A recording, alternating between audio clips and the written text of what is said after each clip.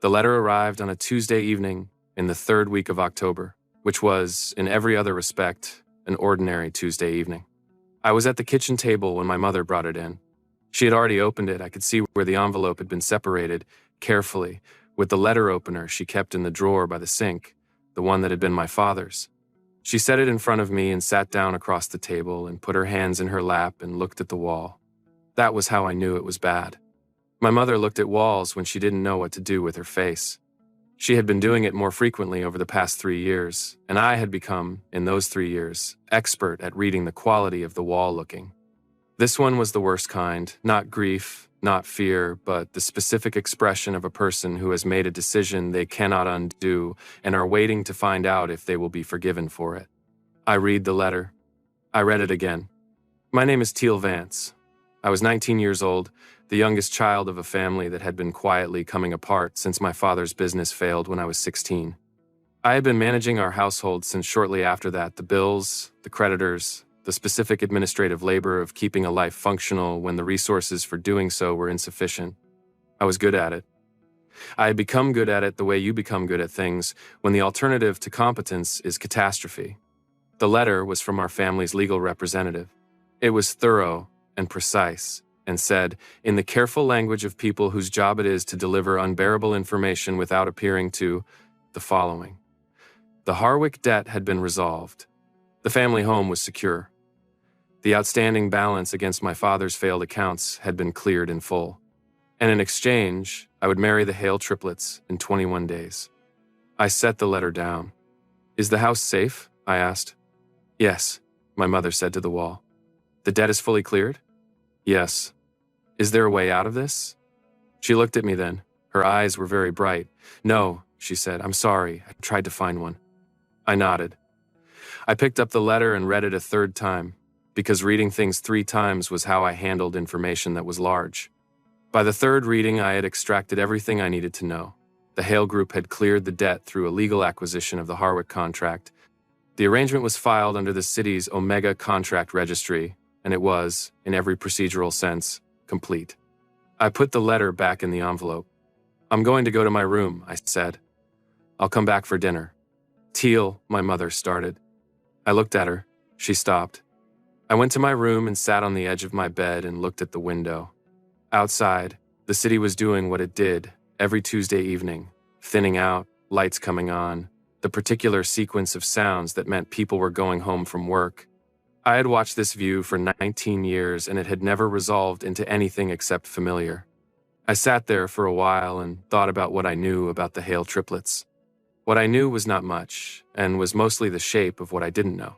They ran the Hale Group, financial, legal, operations, public affairs, which was the kind of company that the city's business class spoke about the way you spoke about weather, constantly present, significantly powerful, not something you caused. The 3 brothers had been operating jointly since they were in their mid-20s. They were in their mid-30s now. None of them had ever bonded. The city had theories about why. I had always found the theories uninteresting because they were mostly about the triplets' strangeness rather than their reasons. What I had never heard anyone say, in all the years of city gossip about the Hale brothers, was that they were cruel, powerful and controlled and difficult to read. Not cruel. I noted this practically and went back to dinner. The 21 days before the wedding were the strangest of my life, which was saying something. I told 2 people. My sister Mara, who was 23, and furious in the way that people are furious when they feel helpless. She said things about financial coercion and Omega contract law that were accurate and useless, and that I let her say because she needed to say them. And my best friend Sable, who was a beta, and who had known me since we were 11, and who, when I told her, was quiet for a long time and then said, "What do you need? Tell me what you need. Not times this is terrible, not times are you okay, not times we'll figure something out. Just, what do you need?" That was why Sable was my best friend. I told her, "I need you to not make this harder by making it a tragedy." She looked at me, then she said, "Okay, I'll take my cues from you." That was the right answer. 3 days before the wedding, a package arrived. Clothes formal, the right size, no note. I held the jacket up and checked the seams, which were precise, and the cut, which was correct for my height and build in a way that required measurement. Someone had measured me without my knowledge, or had access to records that allowed them to measure me without my knowledge, and had sent clothes that fit. I was not certain how to feel about this. I noted it and moved on. The wedding itself was civic and formal, held in one of the city's registration halls with the particular aesthetic of rooms designed to be legally significant rather than beautiful. 200 guests, the city's business and social world, all present to observe what they all understood to be a transaction. I wore the clothes that had arrived. They fit correctly. I stood beside 3 men I had met exactly once before, at the contract signing 2 weeks earlier, and I answered the required words in a clear and steady voice. The 3 of them, in person, were not what I had constructed from secondhand information. Rokas was the eldest. I knew this because he stood slightly ahead of the other 2 in a way that was not aggressive but habitual, the positioning of someone who has spent a long time being first. He was dark-suited, controlled, with gray eyes that registered everything.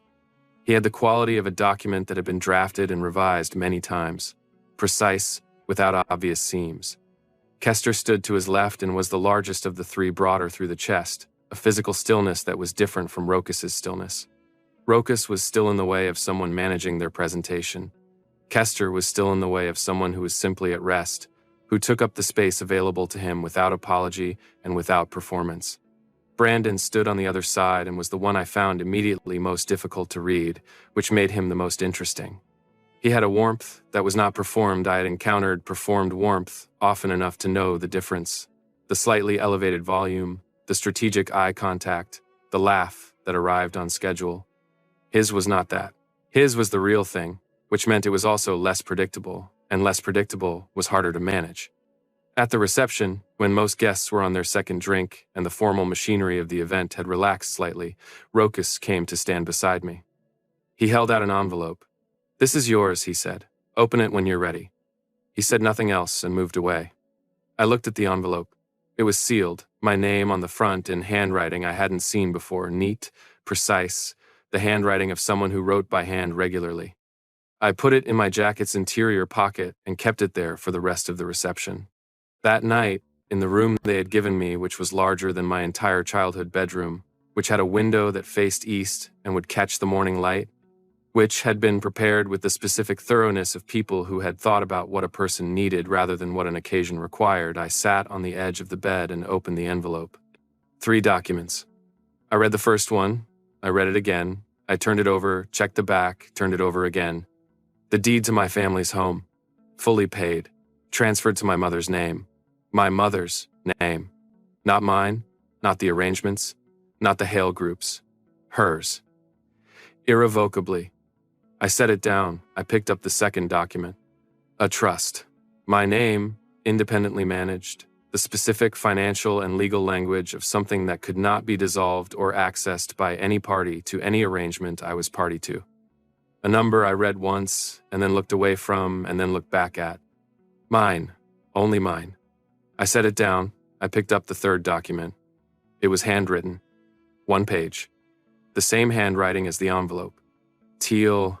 If you are reading this, you are in a house that is not the one you grew up in, for reasons that were not your choice. We know that. We have not forgotten it, and we are not asking you to. Document 1 is your family's home. It is in your mother's name because a document in your name could be used as leverage against you. Hers cannot be touched by anything you are party to.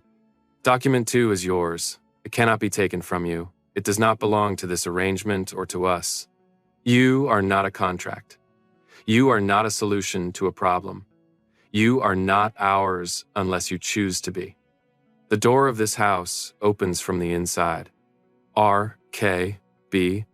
I sat with the 3 documents in my lap for a long time. The city outside the window was doing what it did. At 11 on a Wednesday night, quiet, a few lights, the distant sound of a train.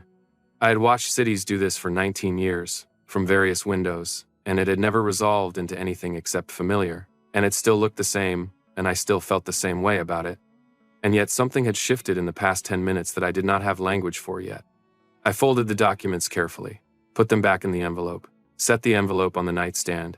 Then I lay down on the bed, which was larger than I was used to and softer than I was used to, and I looked at the ceiling, and I went to sleep. The Hale residence was not what I had pictured. I had pictured something that expressed wealth the way powerful people sometimes expressed it through scale, through the specific grammar of spaces designed to remind you of the distance between what you had and what they had. A penthouse, or a compound, or something with security at a gate. It was a house. A large house, certainly. Old stone and dark wood in the city's quieter quarter, behind a hedgerow that had been allowed to be slightly irregular, which told me something: people who needed their environments to perform for them did not allow hedgerows to be slightly irregular. It had a garden at the back that I could see from the kitchen window, currently in the late state of autumn. It had a kitchen that was large and organized in a way that made sense, but not in the way I would have organized it. Houses had exits, houses had rooms you could be in alone, houses had the particular logic of places where people actually lived rather than places where people performed living. I noted this as a positive and began learning the space. The triplets, in the first days, gave me room. Not performatively, they didn't make a thing of it, didn't say times were giving you space, times in the tone of people waiting to be thanked. They simply didn't crowd. Rokas worked in the study most mornings, door open, visible but not present in the common spaces until midday. Kester left the house before 6 and returned around 7 in the evening, moving through the kitchen to make whatever he was making for dinner with the focused economy of someone who had done the same thing many times. Brandon worked strange hours, sometimes present at 9 in the morning, sometimes not until afternoon, and had the specific quality of arriving in rooms I was already in without appearing to follow me there. I watched all three of them with the systematic attention I applied to everything. Rokas took his coffee at 6:15 from the kitchen before retreating to the study. He drank it black and read a physical newspaper, which no one did anymore, working through it in a specific order: front section, business, city, back. He annotated sometimes with the pen he kept in his breast pocket. When he encountered something he disagreed with, he made a small sound, not quite a word, that I learned to identify as his version of times incorrect.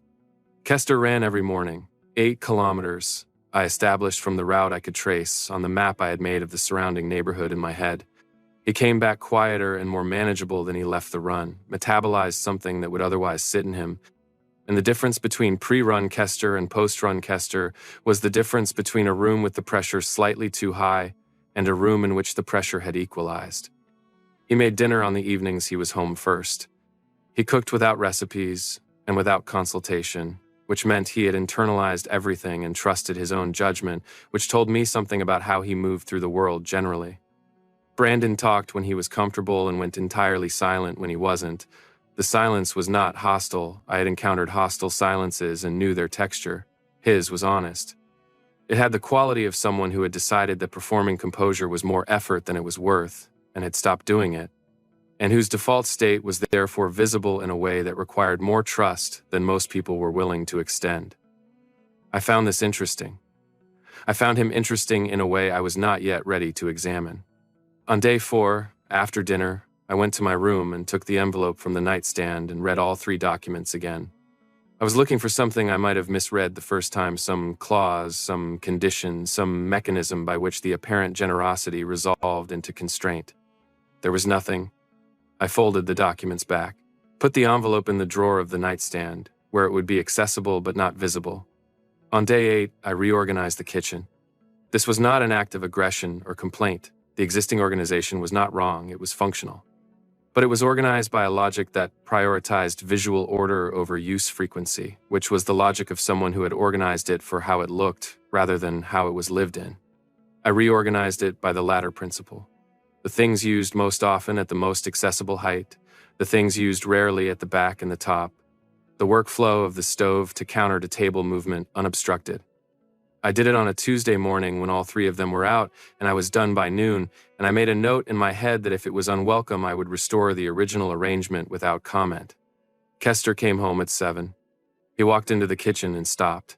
He looked at the counter. He looked at the cabinet that was now differently arranged. He opened the cabinet, looked at the organization, closed it. He stood in the middle of the kitchen for a moment. Then he said, "That's better." He started making dinner. I was at the table with a book, and I watched him use the new arrangement and navigate the kitchen with the absence of friction that good organization produced, and I noted, Kester notices when things work. He does not require things to be explained to him, he simply adjusts. Filed. On day 12, Brandon was in the living room when I came through. He was on the couch with his laptop, the specific posture of someone who had been working for several hours and had achieved a kind of settled focus.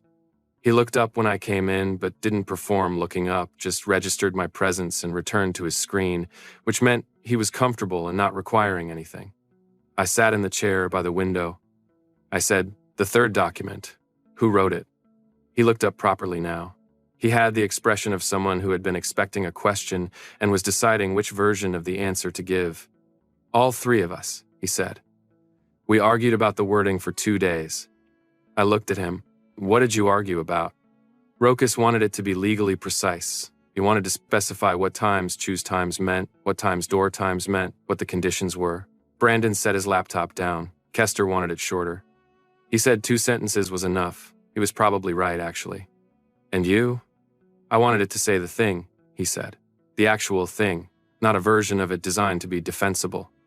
I looked at my hands. I thought about the handwritten page. The specific directness of it, not legally precise, not 2 sentences, but the actual thing. "It said the thing," I said. Brandon's expression changed in the way that Brandon's expressions changed openly, without the management that Rokas supplied to his face or the containment that Kester applied to his.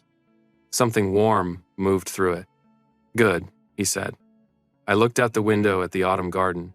There was a quality to the silence after that which was different from the silences of the previous 12 days. Not uncomfortable, something else. Something that had the texture of a question being asked and not yet answered. I went back to my book. Brandon went back to his laptop. The room held us both without requiring anything of either of us, and I filed that, too, in the growing document of what this place was becoming. The suppressants had been a consistent variable since I was 17. I had started the high-grade formula in the year after my father's business failed, for practical reasons, presenting as visibly omega in circumstances where I was regularly negotiating with creditors, managing conversations that required authority I technically didn't have, operating in professional spaces that didn't extend that authority willingly to omegas. It was simpler to manage my scent than to manage everything else. The formula was strong. It made my scent almost undetectable in ordinary circumstances. In the house, I maintained the formula consistently. Morning application, standard monitoring, patch replacement on the correct schedule. Week 3, on a Wednesday evening, my mother called. She called to tell me that she had gone to the house that day.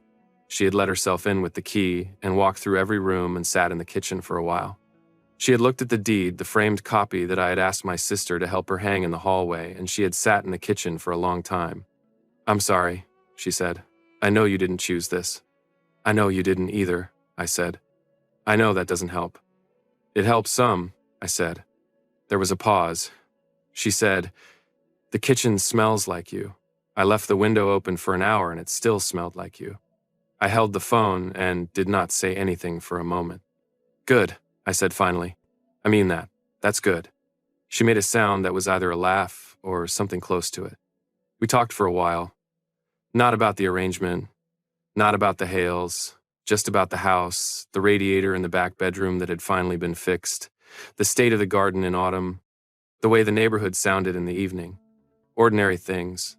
The kind of conversation I had with my mother in the kitchen on an ordinary night before everything changed. When I hung up, I sat in the chair by the window in my room. The call had lasted 40 minutes. During those 40 minutes, I had not thought once about the patch on my wrist. I had not thought about the formula, or the schedule, or the monitoring. I had simply sat in my room and talked to my mother and felt the specific quality of relief that comes when something that has been held for a long time is finally allowed to exist without management. By the time I noticed, the patch had been under-maintained by about an hour. My scent rain on warm stone, faint, under normal circumstances, was present in the room. Faint, but present. Real. I replaced the patch. It would be fully effective within 20 minutes. I sat in my room and listened to the house. I did not hear anything. The house was quiet, with the evening quiet of 3 people who were present but not loud, which was the consistent quality of this house. And I had come to find it, I noted this carefully, the way I noted things that surprised me about my own reactions, restful. I went to bed. In the morning, nothing was said. Rokas made coffee at 6:15 and read his newspaper. Kester left for his run. Brandon appeared at 9 with his laptop and settled into the living room. But there was something in the quality of the air that was different, and I could not put a name to it, and I filed it under Times, returned to this Times, and moved on with the day. Week 3, a Thursday afternoon. I found Rokas in the study after lunch, door open, which meant available, which I had established was his system. He had a precision about his availability. Door open meant approachable, door closed meant not unless necessary. I respected the system because I had similar systems and found them efficient. I knocked on the frame anyway. He looked up. "I have a question," I said, "about document 1. He set down his pen. "Sit down." I sat in the chair across from his desk, which was a working desk rather than a status desk, covered in actual papers and annotated documents rather than maintained as a surface. I noted this without surprise. Rokas was not a person who performed his importance. "The deed," I said. "You put it in my mother's name, not mine." "Yes." "Why not mine?" He was quiet for a moment. Not because he didn't have an answer. I had come to understand that Rokas's pauses were processing pauses, not avoidance pauses, but because he was choosing the right one. "A document in your name," he said, "could be used as leverage against you. If you were ever in a position where someone wanted to apply pressure through your family, a property in your name is the mechanism for doing that. A property in your mother's name, transferred irrevocably, is not connected to any arrangement you're party to. It cannot be touched." I looked at him. "You thought about that before I arrived." "We had 3 weeks," he said. "I spent most of them on that document." I sat with this for a moment. Most of 3 weeks. On a document designed to ensure that someone he had not yet met would not be made vulnerable through the people she loved. "Why?" I said. He met my eyes. "Because the only version of this that was acceptable to me was one in which you were genuinely free to leave. And free to leave means free in every direction, including the direction of your family. If your mother's home was contingent on your staying, you were not free to leave, so it could not be contingent." I thought about the handwritten page. "The door of this house opens from the inside." "You built the door before I arrived," I said. He looked at me steadily. "Yes." I looked at the desk, the papers, the pen he had set down when I came in. The specific orderliness of a space that was organized by use rather than appearance. I recognized that I had made the same choice in the kitchen. I said, "Tell me about the contract. How it happened, why you took it." He was quiet for a moment, a longer pause this time. "The Harwick family," he said, "had a debt claim against your father's accounts that they had been managing in a specific way, not collecting, but maintaining and accruing interest, which is a method of keeping a family in a position of obligation without resolving it. When they moved to call it in, their proposed arrangement involved an omega from the Vance family being contracted to a Harwick heir. The Harwick heir in question was someone I had encountered professionally." He said this carefully, without elaboration, and I understood from the carefulness that the elaboration would not be flattering to the Harwick heir. "We became aware of the situation through our legal division," he said. "We had the capacity to clear the debt. We made the decision to do so." I looked at him. "That's the professional version." He was quiet for a moment. "Yes." "Tell me the other version." He looked at his desk. "Brandon," he said, "had seen you at an event 6 months before this arrangement. He told Kester and me about it that evening." He said, he paused. He said he'd seen someone at the Alderton function who carried themselves like someone who had been managing something hard for a long time and had gotten very good at not showing it. He said there was something in the way you moved through that room that he'd been thinking about for the rest of the night. I processed this. "Kester and I told him he was projecting," Rokas continued. "Was he?" Rokas looked at me. "No." I looked at the window. The autumn garden was gray and almost bare, the last of the leaves moving in the wind. "When the Harwick situation came to our attention," Rokas said, "I pulled the file, your family's financial records, the account history, the debt timeline." He paused. Someone had been managing that situation very carefully for 3 years, deferring the right creditors, paying the ones who would escalate first, keeping the accounts from defaulting through a series of decisions that required understanding things about debt management that most adults twice your age don't understand. He looked at me. "You were 16 when that started." I said nothing. "I made the decision to acquire the contract," he said. It was a financial and strategic decision. That's true. He paused. It was also not entirely that. I sat in the chair and looked at him and thought about the 3 weeks he had spent on a document designed to make sure I was free.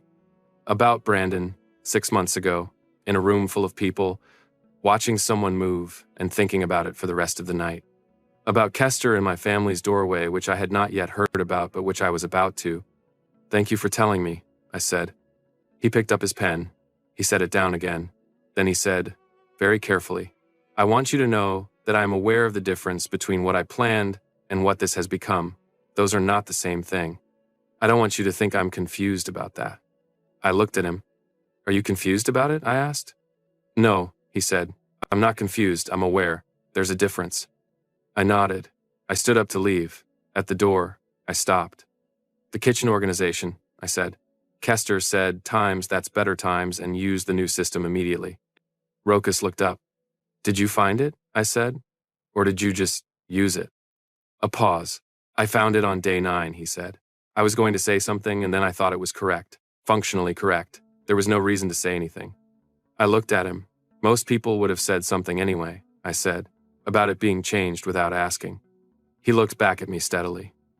Most people would not have had a good reason to say anything. Commenting on a correct decision because you didn't make it isn't a good reason. I went back to my room and sat down and thought about that for a while. Brandon told me about Kester. It happened on a Friday evening. The 3 of us Rokas was at a meeting, running late. Brandon and I had made dinner together, which had happened by proximity rather than plan, and Kester had come home mid-preparation and joined without discussion. And we had eaten at the kitchen table with the easy quiet of people who had been doing this long enough to not require conversation to fill it. After dinner, Kester went to the living room. Brandon and I were in the kitchen, cleaning up. I washed, he dried, which was a division of labor that had established itself without discussion and that I had noted was probably a division that had existed in this house before I arrived. He said, Did you know Kester was at your house before any of this? I looked at him. What do you mean?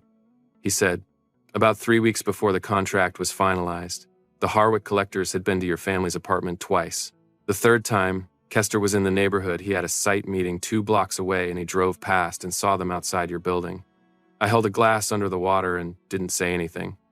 He went and stood in the doorway, Brandon said. He didn't say anything to them. He just stood there until they left. I turned off the tap. I stood at the sink for a moment. He didn't tell us for 2 weeks, Brandon said.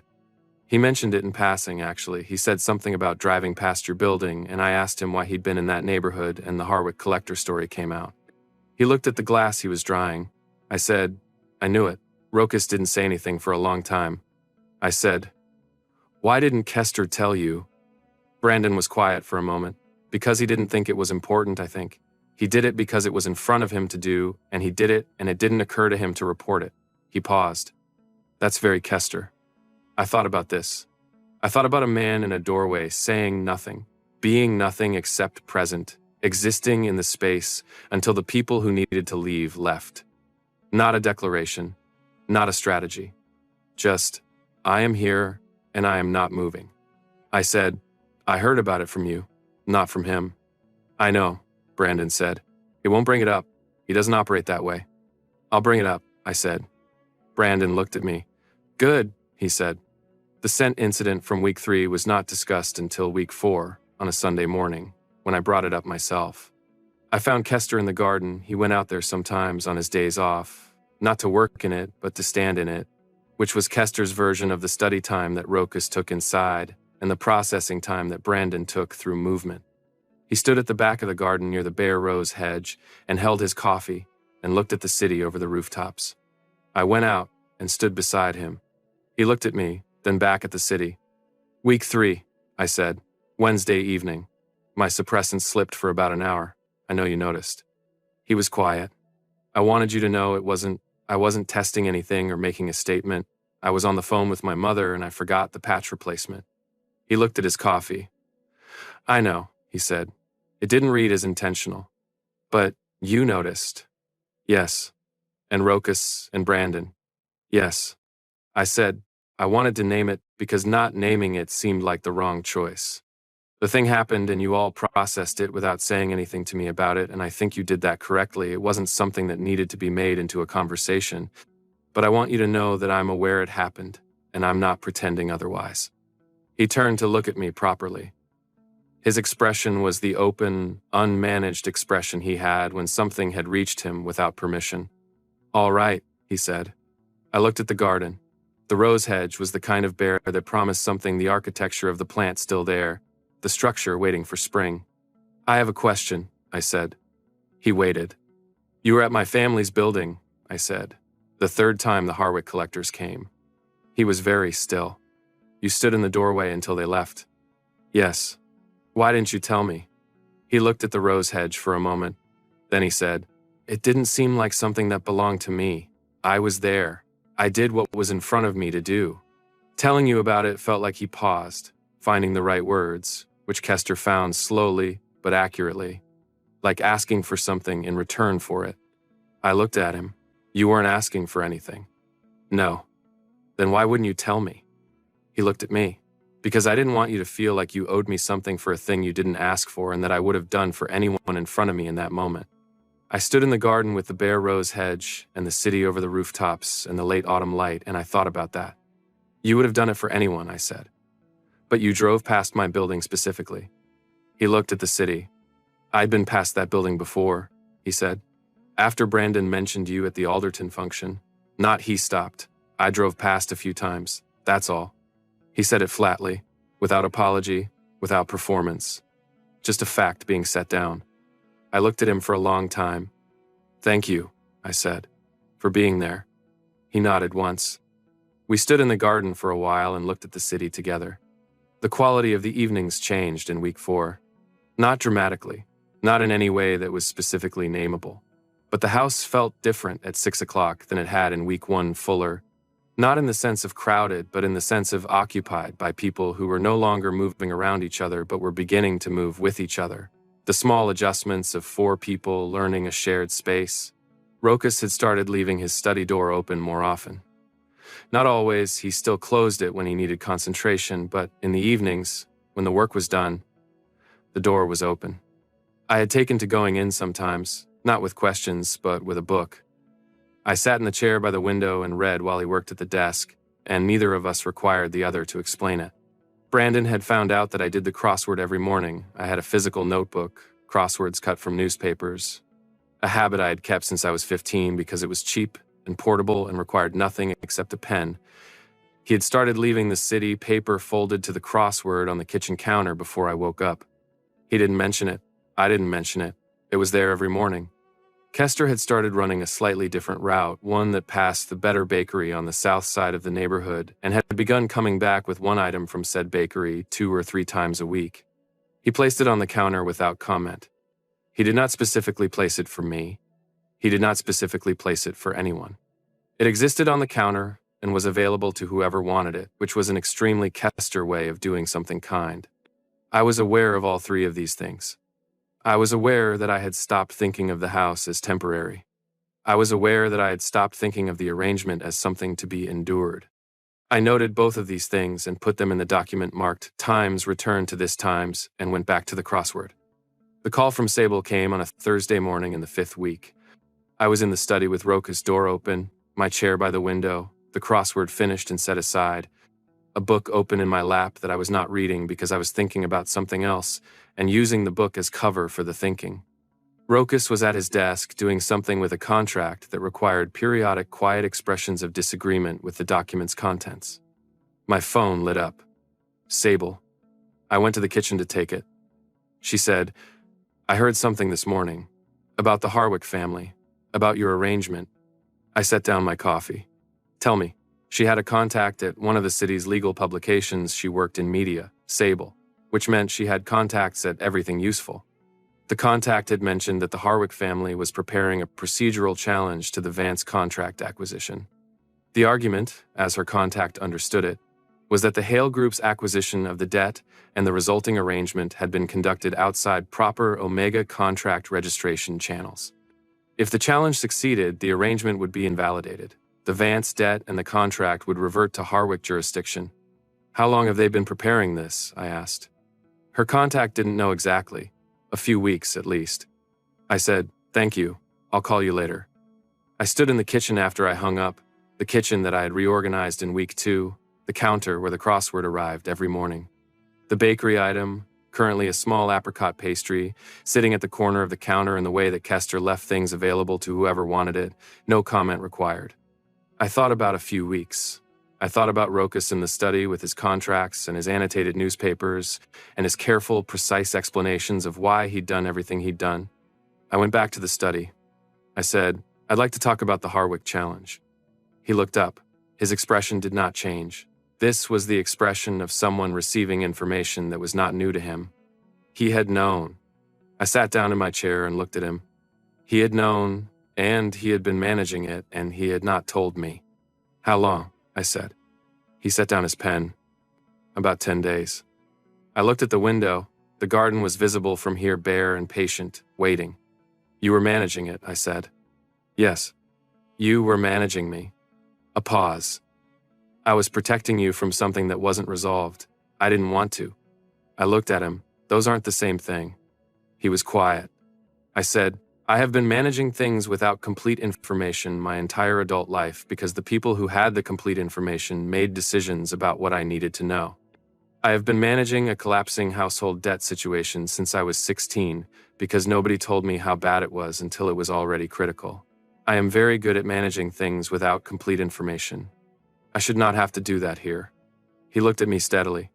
I said, "You built me a door. You told me the door opened from the inside. You cannot build a door and then manage what I know so that I can't find it." He was very still. Then he said, "You're right. I'm sorry." He said it directly and without qualification, which was how Rokas said difficult things without the hedging that most people use to soften their own discomfort while apologizing. Just, "You're right. I'm sorry." I sat in my chair and looked at him. "Tell me everything," I said. He told me everything. The challenge had been filed 12 days ago. The Harwick legal team was arguing on 2 procedural grounds. First, that the debt acquisition had been rushed through registration in a way that bypassed standard Omega contract review, which was technically accurate because it had been, because they needed to move faster than standard review timelines. Second, that the Omega in question had not been given the legally mandated 48-hour independent consultation period before the contract was finalized, which was also technically accurate because the 48 hours had been given, but the independent consultation had been with a Vance family representative rather than an externally appointed one. Both arguments were procedural, both had merit. Together they were enough to require a hearing. The hearing would require the arrangement terms to be disclosed in full, he said. Every document. All 3. I looked at him. "The envelope," I said. "Yes." "Read into a public record." "Yes." He looked at me with the gray eyes that registered everything. I could see him calculating, not manipulatively, that was not how Rokas calculated, but genuinely, running through consequences and outcomes and what each one cost. I said, "When is the hearing?" 3 weeks from Friday. I said, "I want to be there." He said, "Of course." Then, after a pause, "I should have told you 10 days ago. I was wrong not to." I looked at the desk. The pen he had set down. The document he had been reviewing when I came in. I said, "The challenge, if it succeeds, what happens to document 2? The trust." His expression shifted slightly. "Nothing. The trust is independent of the arrangement. It exists in your name regardless of the arrangement's status. And document 1. Also independent," he said. "Your mother's home is not contingent on the arrangement. It was never contingent on the arrangement. That's why we structured it that way." I looked at him for a long moment. "You thought about this," I said, "before the challenge existed. You structured everything so that if someone tried to use the arrangement to take things away from me, there would be nothing to take." He met my eyes. "Yes." I sat with that.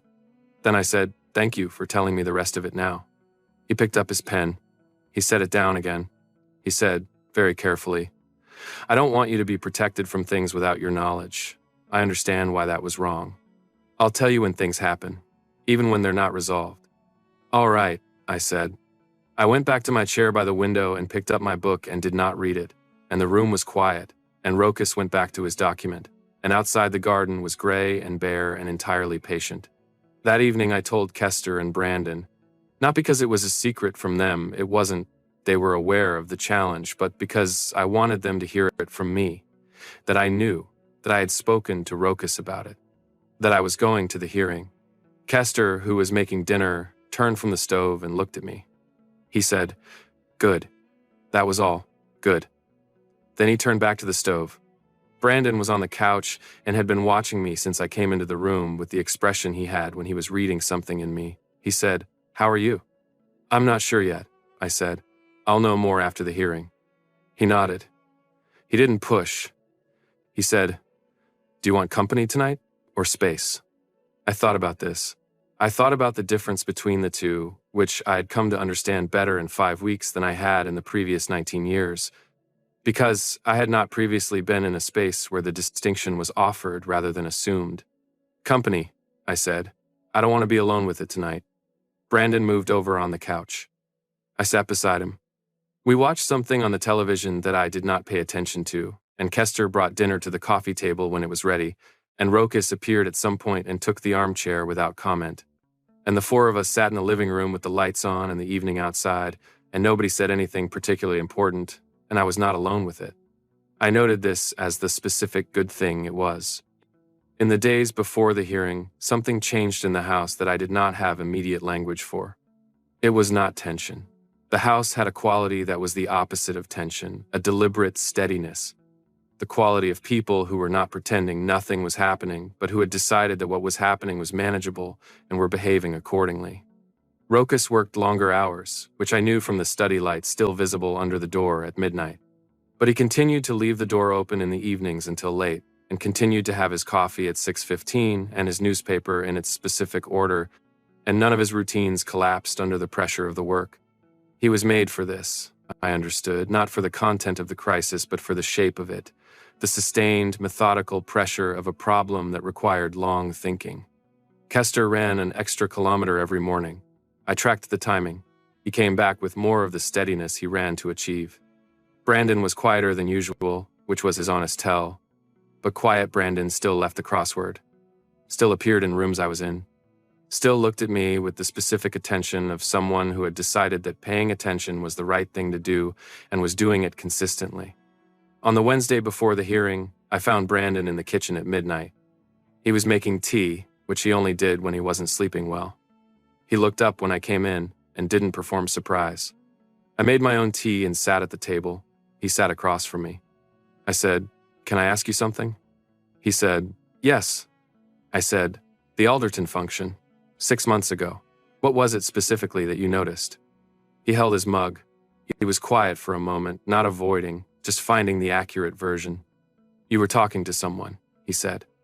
"A business associate of some kind." The conversation looked professional.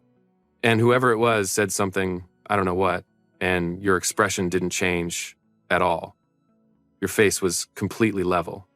But your posture shifted just slightly, just your weight moving back a fraction. Like you'd received something and were deciding what to do with it before you showed anything." He looked at his tea. "I've been in a lot of rooms," he said. "A lot of social and professional situations where people are managing how they appear. I know what performed composure looks like. That wasn't performed. That was," he paused, "someone who had learned to be very contained because containment was necessary, not because it was chosen." He looked at me. "And then I watched you for the rest of the evening," he said. "The way you moved through the room, the way you tracked where the exits were without appearing to, the way you assessed people very quickly and accurately and then decided exactly how much of yourself to show." He paused. "I came home and told my brothers I'd seen someone who was doing something very hard and making it look like nothing." I held my mug. I said, "And then you found out about the debt situation?" "Yes." "And you told Rokas?" "Yes." And he pulled the file. Brandon nodded. I said, "Did you know that he was going to take the contract when he looked at it?" He was quiet for a moment. "I thought it was possible," he said. "I thought I knew Rokas would see the same thing I saw. The 3 years of someone managing something beyond their years." He paused. "I also knew that the Harwick heir was not a person I was willing to see you contracted to." He said it simply, without drama. I looked at him across the kitchen table at midnight. I said, You advocated for this, without knowing me. He met my eyes. I saw enough. I thought about the 6 months between the Alderton function and the contract signing. About Brandon coming home from an evening and telling his brothers about someone he'd watched move through a room. About Rokus, weeks later, looking at financial records and seeing 3 years of quiet, extraordinary competence in the accounts of a 19-year-old. About Kester, driving past a building 2 blocks from a site meeting. About 3 men, separately and together, having already decided something before I arrived. I said, the handwritten page. You are not ours unless you choose to be. Who decided to include that line? Brandon looked at his mug. We argued about it for 2 days. Rokus wanted to omit it, not because he disagreed with it, but because he thought it was too direct, that it would seem presumptuous. Kester thought it was necessary, but should be shorter. He said, Times you are free to leave Times, and was done with it. And you? I thought the whole thing needed to be said, not implied, not left to interpretation. He looked up. People who have been managed their whole lives learn to read implications as threats. I didn't want there to be any ambiguity about what we were offering. I looked at him for a long moment. You were right, I said. He exhaled slightly. Good, he said. Because Rokus was very convincing about omitting it, and I held the line for 2 days. I almost smiled. I felt it at the corner of my mouth. Brandon saw it. Something in his face went soft. I said, I'm going to go back to bed. Thank you for telling me that. He said, thank you for asking. I rinsed my mug and went back down the hall. At the doorway, I paused. Brandon, I said. He looked up. I said, I noticed you too, at the Alderton function. I didn't know who you were, but I noticed. He was very still. I went to bed. The hearing room was everything the city's social and legal world consisted of. Formal, wood-paneled, with the particular quality of spaces that had witnessed many important things and had absorbed none of them impassive, official, unchanged, 200 seats. Most of them occupied. I knew who some of them were. The city's business families, the social registry officials, the legal observers, the people who had attended the wedding to observe a transaction and were now here to observe what they assumed was the unraveling of one. I knew who the Harwick representatives were because they had a specific quality, the quality of people who had come expecting to win and were managing their anticipation. I sat at the table on the Hale side with Rokus on my left and Kester on my right and Brandon across from me. Rokus had a folder of documents in front of him. Kester had nothing in front of him and both hands flat on the table. Brandon was looking at me. I looked back. He gave the smallest nod. Not reassurance, acknowledgement. I see you, the nod said. I'm here. I nodded back. The judge entered. The formalities began. The Harwick legal representative stood and presented the procedural grounds for the challenge, the registration timeline, the consultation period, both arguments, as Rokus had explained them to me, accurate and legitimate in their narrow scope. I listened to all of it. I had spent 3 weeks listening to everything Rokus could tell me about the legal mechanisms involved, and I had read 3 documents so many times I could reproduce them from memory. I was not going to be uninformed in this room. The Hale legal representative responded on the registration timeline with the specific documentation of how and why the accelerated process had been legally authorized. There was a provision for expedited registration in cases where an Omega's welfare was at immediate risk, and the Harwick collectors constituted that risk, and the documentation of their activities had been preserved in full. The consultation period was addressed by a filing from the independent legal advocate, who had, in fact, been present at the contract signing, and had spoken with me privately for 40 minutes about the arrangement terms, my rights, and my options, a conversation I remembered and that had been recorded as legally required by a neutral third party. Both Harwick arguments were addressed. Not destroyed, addressed, carefully, with documentation. The challenge did not collapse immediately. It required the hearing to proceed to the arrangement terms, which was what the Harwicks had wanted all along, the disclosure, the public airing of whatever the arrangement contained, the opportunity to argue in front of 200 people that this arrangement was irregular and should be invalidated. The Hale legal representative stood. In accordance with the hearing requirements, he said, I'll now read the arrangement terms into the record. The room settled. He read document 1, the deed, the transfer to my mother's name, the irrevocability clause, the specific legal language of a property that was not contingent on anything. The murmuring started. I could hear it, the low frequency of 200 people receiving unexpected information and recalibrating. He read Document 2, the trust, the independent management clause, the amount read in full, as required, into a room that had not been expecting it. The murmuring stopped. I watched the Harwick representatives. Their lead counsel had a very good face, professionally neutral, managed. But her second had not prepared his face well enough, and what I saw in it was the specific expression of someone whose argument had just been significantly complicated. The representative cleared his throat. Document 3, he said. He read it. Not with drama, not with inflection or emphasis. In the same flat professional register he had used for the deed and the trust, the voice of a person reading a legal document because the document was required to be read. Teal, if you are reading this, you are in a house that is not the one you grew up in, for reasons that were not your choice. We know that. We have not forgotten it, and we are not asking you to. The room was very still. Document 1 is your family's home. It is in your mother's name because a document in your name could be used as leverage against you. Hers cannot be touched by anything you are party to. Document 2 is yours. It cannot be taken from you. It does not belong to this arrangement or to us. You are not a contract.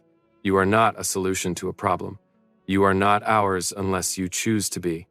The door of this house opens from the inside. R.K.B. The room went completely silent. Not the silence of people waiting for the next thing. Not the polite interim silence of a formal proceeding. Something deeper and more structural, the silence of 200 people who had come to observe an omega being transacted and had instead been read a document that did the opposite of that. I sat at the table and did not move. To my right, Kester's hand was on the table an inch from mine. Not touching, not demanding. Just present. In the way he was present, available in the specific way of someone who had decided that availability was what was needed and had enacted it without announcement. I looked at it. Then I looked at Brandon across the table.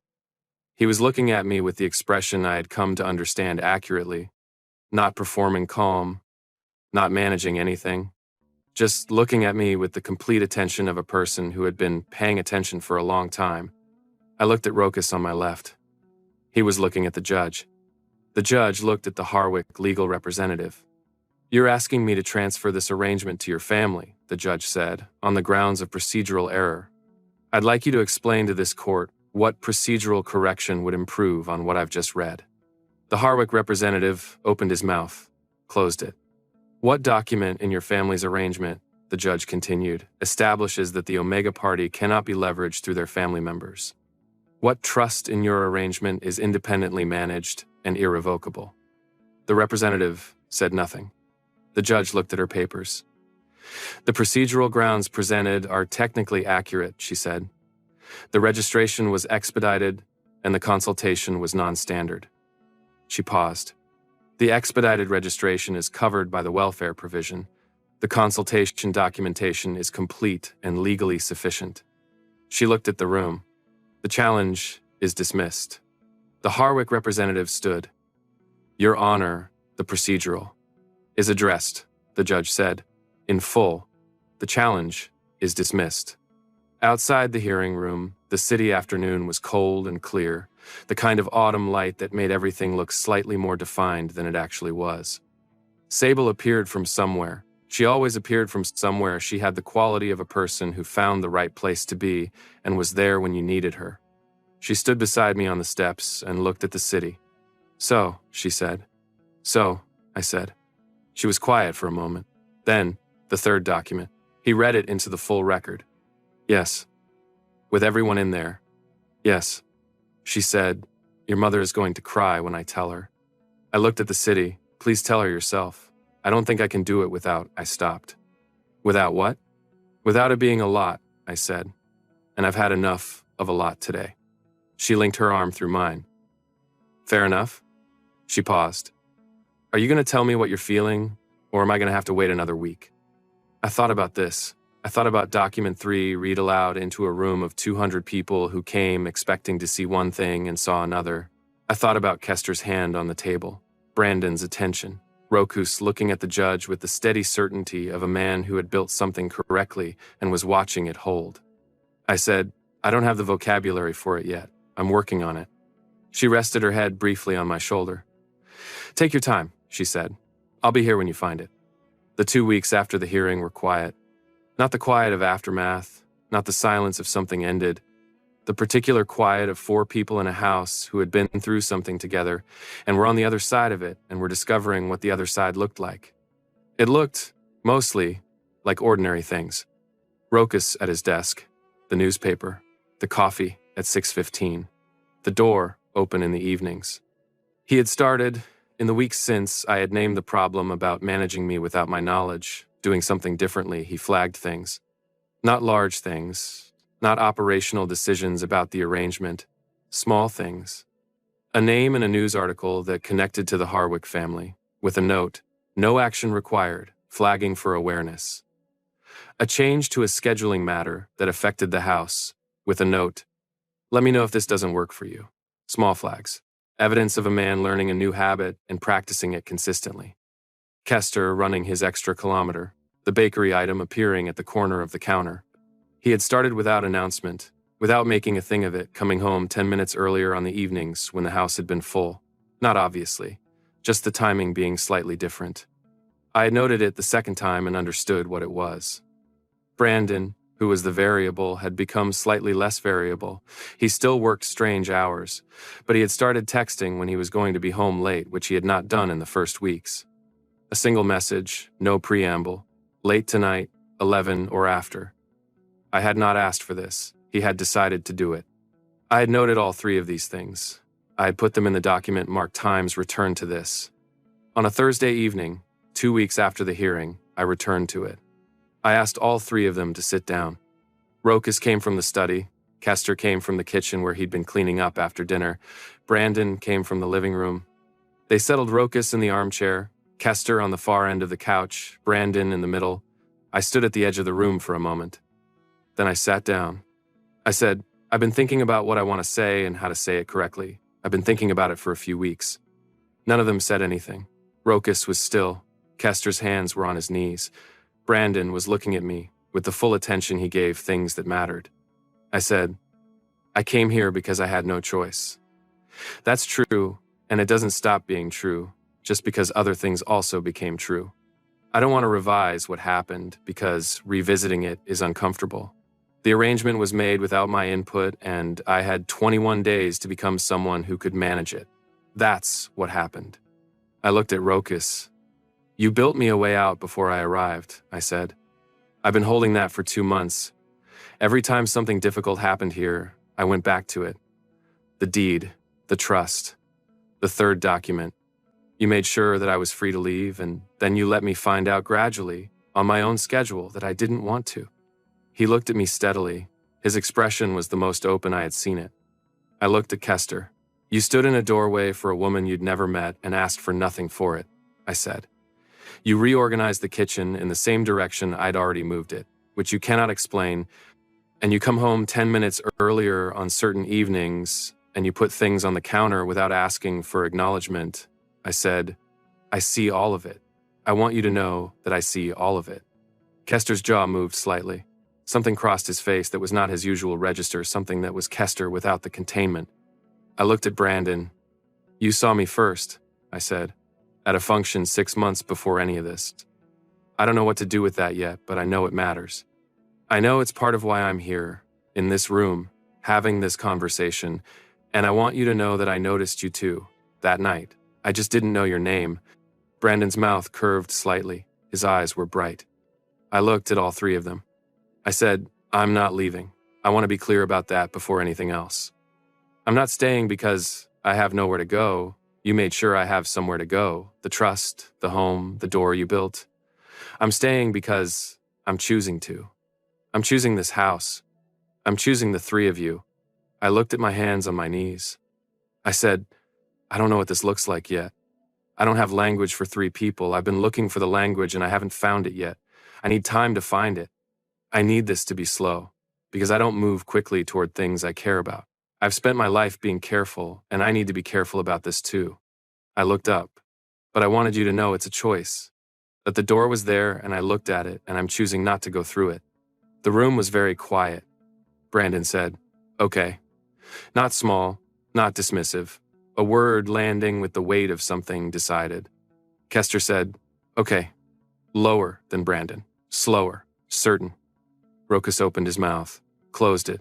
Then he said, "Okay," in a voice that was not entirely steady, which was the most unsteady I had ever heard his voice, and which I filed in a separate document that I did not label but that I intended to return to very often. We stayed in the living room for a while after that. Nobody moved to leave. Nobody said anything particularly large. Brandon eventually said something about the television, and Kester said something about the game that had been on earlier, and Rokas made a comment about a news item from his newspaper. And the conversation moved in the way that conversations moved when people were not performing normalcy, but were simply in the presence of something real and letting it be real without making it large. At some point, Kester's shoulder was against mine. I did not move away. He did not move away. His shoulder was warm and certain and present in the specific way of someone who had decided to be present and was enacting it simply by being there. Brandon's hand came to rest over mine at some point. I looked at it. He looked at it. Neither of us commented on it. It stayed. Rokas, in the armchair, looked at the three of us on the couch. His expression, the one I had been learning for 2 months, the one that was precise on the surface and something else underneath, let go of something. Slightly. Not dramatically. Just the specific release of a held thing, the change in a face that has been carrying something carefully and has found somewhere to set it down. I looked at him across the room. He looked back. I said, "The kitchen. Week 2. When you found the reorganization." He said, "Yes." I said, "You said it was correct and therefore you had no reason to comment." He said, "Yes." I said, "You're going to have to learn to comment on correct things. Not because I need you to, but because the things I do correctly are the things I care about, and I'd like you to know that I care about them." He was quiet for a moment. Then he said, "I know how to learn things." "I know," I said. "I've watched you." Something in his face shifted again. The precision relaxing by one more degree. I turned back to the television. Brandon's hand was still over mine. Kester's shoulder was still warm. Outside, the city was doing what it did on Thursday evenings, and the house was doing what it had been doing, slowly, over 2 months becoming a home. The first real touch was not dramatic. It was Thursday, the week after. I was in the study, Rokas at his desk, me in my chair, and he said something about a clause in a document he was reviewing, asking my opinion, which he had started doing in the weeks since the hearing, and I said something back, and he looked up from the document to respond. And we were closer than usual because I had moved my chair slightly in the weeks since the 4th night arrangement and hadn't moved it back. He said something, I said something, and then he reached out and set 2 fingers against the back of my hand, which was resting on the armrest of the chair. Not taking, not claiming. The specific pressure of someone who has been very careful for a long time and is being careful still. He looked at his fingers on my hand, then at my face. I turned my hand over. He closed his fingers around mine. We sat like that for a while. He went back to his document. I went back to my book. Neither of us said anything about it. The study had the quality it always had, the right kind of quiet, the right kind of full. Spring arrived in the city's old quarter the way it always did, through smell before anything visual. The particular layering of wet earth and early warmth that reached the windows before the garden showed any evidence of it. I had been noticing it for 3 days. I was in the kitchen making coffee the right order, the process I had maintained every morning for 2 years without thinking about it when Kester came through from his run. He was still in the early morning state, post-run quiet, the kind of steady presence that required nothing. He poured his own coffee and stood at the counter. He looked at the window, then at me. "Garden's coming back," he said. I looked out at the garden, where the bare rose hedge from autumn was showing the first tentative green. "Yes," I said. He drank his coffee, I drank mine. The kitchen held us the way it had been holding us for 6 months, which was in the easy silence of people who were not required to speak, but chose sometimes to. After a while, he said, "I've been thinking about the side gate. The hinge is going." I said, "I noticed last week." He said, "I'll fix it this weekend." I said, "I know." He looked at me with the expression that was Kester without the containment, which appeared more frequently now, which I had come to understand was not a change in him, but a change in what he was willing to show. He said, "How do you always know?" I said, "I pay attention to the things that need fixing. It's a habit." He said, very quietly, "So do I." I looked at him, he looked at me. Then he leaned over and pressed his lips briefly to my temple, which was the gesture he had started using in the weeks since the couch evening brief, warm, entirely Kester, asking nothing and offering everything in the same motion. I closed my eyes for a second. Then I poured a second cup of coffee and went to leave it outside the study door, where Rokas had been since 6:15 and would be until noon, and where a coffee appearing at the door every morning had become part of the house's logic, as established and unremarkable as the newspaper. Sable came for dinner on Thursdays. She had started coming in week 6, initially for an evening, and then extending until it was simply the configuration of Thursday night Sable at the kitchen table, Brandon making something that required more preparation than anyone had asked for, Kester eating everything in front of him with the focused appreciation of someone who considers food a serious matter, Rokas allowing himself to be drawn into conversations that had no professional application. She had looked at the house the first evening and then looked at me and said, "It smells like you." I said, "I know." She said, "Good." She had met all three of them with the specific directness she applied to everything. She had told Brandon he was charming, but she was watching him. She had told Kester he was quiet, but she could tell he was paying attention to everything, which she respected. She had told Rokas on their third Thursday that he was getting better at commenting on correct things. He had looked at her, then at me. "You told her that," he said. I said, "We tell each other things." He said, "I see." He had, since then, made a point of commenting on things I had done correctly at least once every Thursday, which was so precisely calibrated to the minimum required that it was almost funny and also entirely genuine. I had told him so. He had looked fractionally pleased with himself, which was the Rokas version of satisfaction. Teal enrolled in the city's financial certification program. He did this in week 8, quietly, online, without mentioning it to anyone. He mentioned it at dinner 4 weeks later as if it were unremarkable. In the middle of a conversation about something else entirely, he said Times, the certification module on debt restructuring, was actually quite well designed. I was surprised Times, and then continued eating. Brandon said, Wait, you enrolled in the financial certification program?" I said, "In week 8. He said, "And you're telling us now?" I said, "I just did. You didn't need to know before now. I was doing it independently, which was the point." Brandon looked at me. Then he looked at Rokas and Kester. He said, "Is anyone else going to say anything?" Kester said, "It's a good program. Rigorous." Rokas said, "The debt restructuring module is exceptionally well designed. The case studies in the third unit are particularly..." He stopped. He looked at me. "Did you use the access code for the advanced materials?" I said, "Yes. You left it on your desk. I assumed it was available." He said, "It is. I just want to know if you've already gotten to the 4th unit." I said, "I finished the course 2 weeks ago." There was a brief silence. Brandon put his face in his hands. Then he looked up and his eyes were bright in a way that was very clearly not what he was claiming. He said, "I'm fine. I'm perfectly fine. I'm not." He stopped. He stood up and came around the table and hugged me from behind, which was Brandon's version of a feeling that had exceeded the available options for expression. I sat in the hug and let it happen. Rokas said, from across the table, with the expression of someone who was not going to hug anyone but was feeling the equivalent internally, "The advanced materials are yours. All of them. You don't need to ask." I said, "I know. But I appreciate you saying it." The deed was framed in my mother's hallway. I had asked my sister to help her hang it in the week after the hearing. In the frame I had sent plain wood, nothing elaborate, the kind that let the document be what it was without dressing it up. My mother called me after she hung it. She said, "It's crooked." I said, "Have Mara fix it." She said, "Mara says it's level." I said, "Then it's level." She was quiet for a moment. Then she said, "Teal, these men..." I said, "Yes." She said, "Are you..." She stopped and started again. "Are you happy?" I thought about this seriously. the way I thought about things that deserved a serious answer. I said, I'm building something I couldn't have built before. I think that's what happy is. I think the rest is just what it feels like from the inside. She was quiet. Then, your father would have liked them.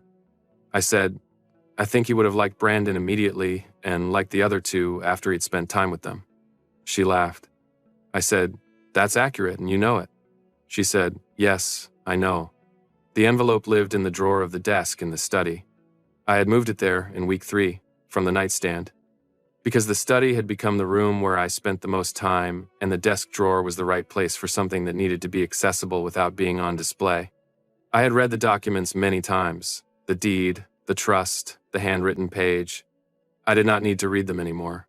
Not because I had forgotten them, because I had stopped needing the reminder of what they said. The door was open. I had chosen not to go through it. The choice was present in the room with me every day in 3 different people who had made sure it was a real choice before they asked for anything. I didn't need the documents to tell me what I already knew. But I kept them in the drawer anyway, because some things should be kept not because you need them, but because they are the record of the moment something became possible. On a Sunday evening in spring, 6 months to the week from the Tuesday the letter had arrived, I was in the kitchen making dinner when Rokas came in. He stood at the counter. He had the quality of a man who had decided to say something and was choosing the right moment. I waited. He said, I want to say something. I turned from the stove. He looked at the counter, then at me. He said, I calculated the arrangement as a strategy. That is true. I looked at the debt situation.